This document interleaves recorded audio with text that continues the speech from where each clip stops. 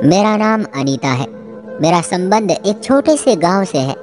मेरी माँ की मृत्यु हमारे बचपन में ही हो गई थी। हम दो बहनें थी। बाबा मजदूरी करते थे। माँ की मृत्यु के बाद बाबा सारा दिन मजदूरी करके घर देर रात से लौटते थे। हम बहनें सारा दिन अकेली घर में रहती थी। बाबा थक हार कर घर आते और खाना खाते ही सो जाते। बाबा जी हमें कमा कर ही दे सकते थे। वो अपनी हद से ज्यादा हमारी परवरिश नहीं कर सकते थे। वो खुद कई बार भूखे रहे, मगर जैसे तैसे उन्होंने हमारी जरूरियात का ख्याल रखा। मेरे घर में गुर्बत की वो हालत थी कि त्योहारों के दिन भी बाबा के तन पर मौजूद कपड़ों में अलग अलग रंगों के पैबंद लगे होते थे।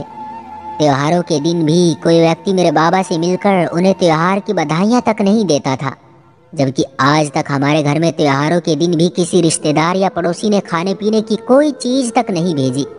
न किसी के दिल में ख्याल आया कि बिन माँ के बच्चों ने खाना भी खाया होगा या नहीं। हमारी जिंदगी बहुत मुश्किलों से गुजर रही थी। माँ थी नहीं कि हमें कुछ सिखाती या हमारी परवरिश करती। बाबा के पास इतना टाइम नहीं होता था कि हमारी अच्छी परवरिश तक कर सके। तो हम बहनें जब कभी किसी करीबी रिश्तेदार के यहाँ जाती तो उनका रहन सहन, खाने पीने और बात करने का अंदाज देखकर जितना हो सकता था उतना सीखने की कोशिश करते। मगर ये मौका भी बहुत कम आता, क्योंकि अपने सभी रिश्तेदारों में से सबसे ज्यादा गरीब हम लोग ही थे। इसलिए हमारे पड़ोसी या रिश्तेदार ज्यादातर हमसे संबंध नहीं रखते थे। मगर हम बहनों को अपनी बहुत फिक्र थी। हमें माँ के बाद जमाने के थप्पड़ों ने इतना समझा दिया था कि हम लोग समाज में कैसे रह सकते हैं और हम कैसे अपनी जिंदगी में बेहतरी ला सकते हैं। सब पता चल गया। जितना हो सके हमने खुद को बदला। हम दोनों बहनों ने खुद की खुद परवरिश की। जब हम बहनें जवानी की दहलीज पर पहुंच गई तो बाबा को हमारी शादी की फिक्र सताने लगी। उन्होंने अपने किसी मजदूर दोस्त के भांजे के साथ मेरी बड़ी बहन का रिश्ता तय कर दिया। हम बहनों के लिए बाबा का आदेश सबसे बड़ा था, इसलिए बाबा ने आकर फैसला सुना दिया कि उन्होंने मेरी बड़ी बहन मयूरी का रिश्ता राजेश से तय कर दिया। राजेश गधा गाड़ी पर लोगों का सामान ढोने का काम करता था। मेरी बहन मयूरी ने बाबा के फैसले के सामने सर झुका लिया और कुछ ही महीनों के बाद बाबा ने मयूरी की शादी करके उसे घर से विदा कर दिया। मयूरी की शादी पर उठाए गए कर्ज के पैसे अभी आधे भी नहीं गए थे। एक दिन सुबह सुबह मयूरी अपना टूटा हुआ बाजू दूसरे हाथ से पकड़े वापस बाबा की दहलीज पर आ बैठी और पूछने पर पता चला कि राजेश मयूरी को मजबूर करता था कि अपने बाप से कहो मुझे लौड़ रिक्शा लेकर दे। मयूरी जो घर के हालात से अच्छी तरह वाकिफ थी, उसने राजेश की बात मानने से इनकार कर दिया। तो राजेश ने मार पीट कर मयूरी का बाजू तोड़ दिया। कुछ लोगों ने कानूनी कार्रवाई का मशवरा दिया, मगर हमारे घर में इस वक्त 2 वक्त की रोटी बनना भी मुश्किल थी, जो कि हम लोग कानूनी कार्रवाई के नाम पर पैसे बर्बाद करते। बाबा ने एक बार फिर उधार लेकर मयूरी के बाजू का ऑपरेशन करवाकर रोड डलवा दिया और कुछ रिश्तेदारों के कहने और राजेश के माफी मांगने पर मयूरी को उसके घर वापस भेज दिया। मगर हालात में कोई खास बदलाव न आया। राजेश अब भी मयूरी को पीटने से बाज न आता। इधर मयूरी उम्मीद से हो गई, मगर फिर भी राजेश के व्यवहार में कोई बदलाव न आया। एक दिन कपड़े प्रेस करते हुए मयूरी से राजेश की शर्ट जल गई, तो राजेश ने मयूरी को एक बार फिर इतना मारा कि उसका सर फोड़ दिया। मोहल्ले वालों ने बीच बचाव करके मयूरी को अस्पताल पहुंचाया और हमें खबर कर दी। जब मैंने बाबा के साथ अस्पताल पहुंचकर मयूरी की हालत देखी तो पहली बार मुझे नसीब से शिकायत हुई और मैंने बाबा से कहा कि राजेश से कहकर मयूरी को तलाक दिलवा दे। मगर पता नहीं क्या सोचकर बाबा ने मेरी बात मानने से इनकार कर दिया और एक बार फिर मयूरी को लोगों के कहने पर राजेश के साथ उसके घर भेज दिया। जब मयूरी की डिलीवरी को कुछ ही दिन रह रहे थे तो एक दिन राजेश के कुछ मेहमान आ गए।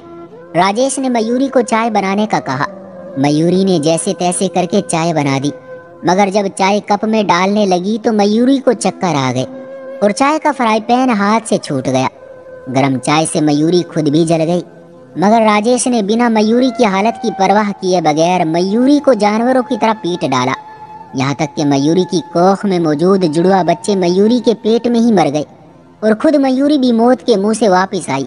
इस बार मोहल्ले के लोगों के कहने पर बाबा ने कानूनी कार्रवाई करने का फैसला किया। मयूरी को 2 मरे हुए बच्चों के साथ लेकर पुलिस स्टेशन गए तो पुलिस वालों ने थाने में ना जाने दिया। 2-3 घंटे धूप में मयूरी के बाबा और मयूरी के 2 मरे हुए जुड़वा बच्चे और 3 व्यक्ति और बाहर धूप में खड़े थाने के ऑफिसर के आने का इंतजार करते रहे और आखिरकार उन्हें थाने के अंदर जाने की अनुमति मिल गई। तो थानेदार ने कहा, जबानी बात ना करो, जो कुछ हुआ है पेपर पर लिख कर लाओ। मेरे बाबा क्योंकि अनपढ़ थे, खुद नहीं लिख सकते थे, इसलिए थाने के सामने मौजूद एक व्यक्ति से दरख्वास्त लिख कर देने का कहा। तो उसने 1500 रुपये मांग लिए।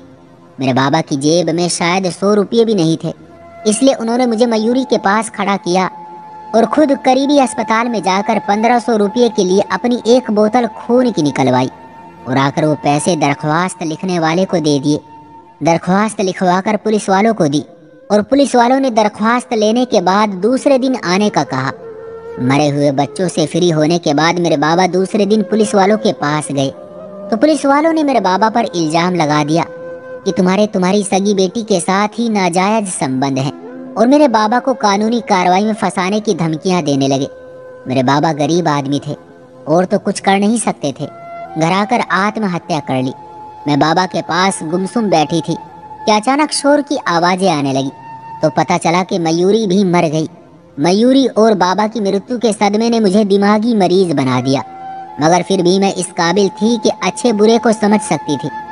अफसोस, इन समाज में बसने वाले इंसानी रूप में धोखेबाजों की शक्ल में कुछ आदमियों ने हमारे घर को हड़पने के लिए अस्पताल और पुलिस वालों से मिलकर मुझे पागल खाने भिजवा दिया और खुद हमारे घर पर कब्जा कर लिया।